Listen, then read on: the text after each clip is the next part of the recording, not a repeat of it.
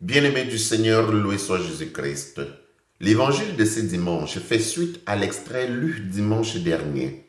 Le contexte demeure dans le même, à savoir celui des béatitudes, où Jésus, s'adressant à ses disciples, déclarait heureux les pauvres et s'apitoyait sur les riches.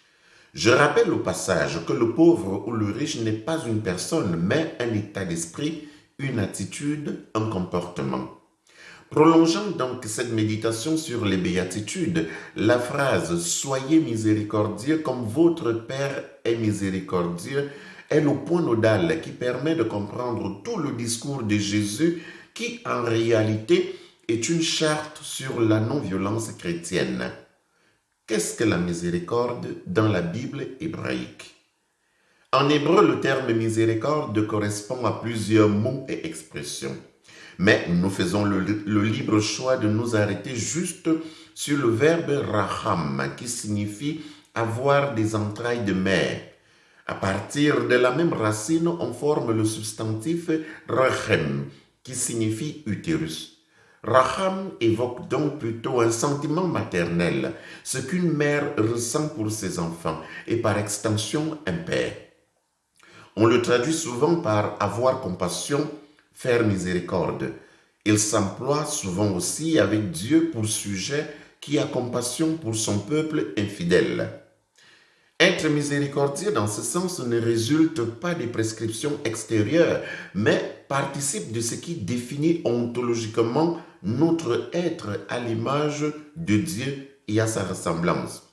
En d'autres termes, être miséricordieux comme le Père, c'est retrouver cette sensibilité intérieure qui se laisse affecter et remuer de douleur à la vue du mal, à la vue de la méchanceté. Être miséricordieux, c'est se laisser éprendre de compassion comme Dieu le fit pour Adam quand il mangea le fruit de l'arbre interdit. Ayikha, que nous traduisons souvent avec légèreté « où es-tu ?», a un sens bien plus profond. Il signifie en réalité « qu'était-il arrivé ?» C'est le même souci que le Père aura envers le Fils prodigue. La même préoccupation sera celle de Jésus envers Jérusalem en versant ses larmes. Ce sera la même préoccupation envers les foules affamées. C'est la même préoccupation que nous devons avoir envers ceux qui nous font du mal, parce qu'au fond, le méchant est malheureux.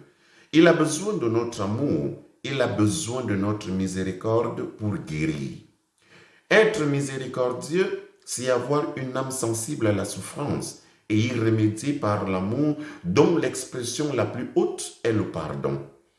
Concrètement donc, est sensible à l'image du Père qui aime ses ennemis, est sensible à l'image du Père qui partage avec le nécessiteux sans rien attendre en retour, ressemble au Père par miséricorde qui aime sans mesure. Qui vit dans la miséricorde et qui vit de la miséricorde comprend en réalité que l'ennemi, le méchant, sont les plus à plaindre parce que le mal qu'ils pratiquent les a amochés. C'est justement pour ça que Jésus dit « Faites du bien à ceux qui vous haïssent ». D'autres versions disent même « Faites beau ceux qui vous haïssent ». Selon ces autres versions, nous comprenons que Jésus demande justement de rendre beau par nos œuvres de miséricorde, ce que la haine, la méchanceté avaient amoché. Oui, l'amour rend beau. Ceux qui ont en eux de la haine sont laids. Alors, avec votre amour, faites-les devenir beaux. L'évangile de ce dimanche est considéré à juste titre comme la grande charte de la non-violence chrétienne, affirme Benoît XVI. Une charte de la non-violence qui ne consiste pas à se résigner au mal, selon une fausse interprétation du « tendre l'autre joue », mais à répondre au mal par le bien, en brisant ainsi la chaîne de l'injustice. L'amour de son ennemi constitue le noyau de la révolution chrétienne, une révolution qui n'est pas fondée sur des stratégies de pouvoir économique, des pouvoirs politiques ou des pouvoirs médiatiques. C'est la révolution de l'amour. Un amour qui, tout compte fait, ne s'appuie pas sur les ressources humaines, mais qui est un don de Dieu qui ne l'accorde qu'à ceux qui font une confiance sans réserve à sa bonté miséricordieuse. Voilà la nouveauté de l'Évangile qui change le monde sans faire de bruit. Loué soit Jésus-Christ.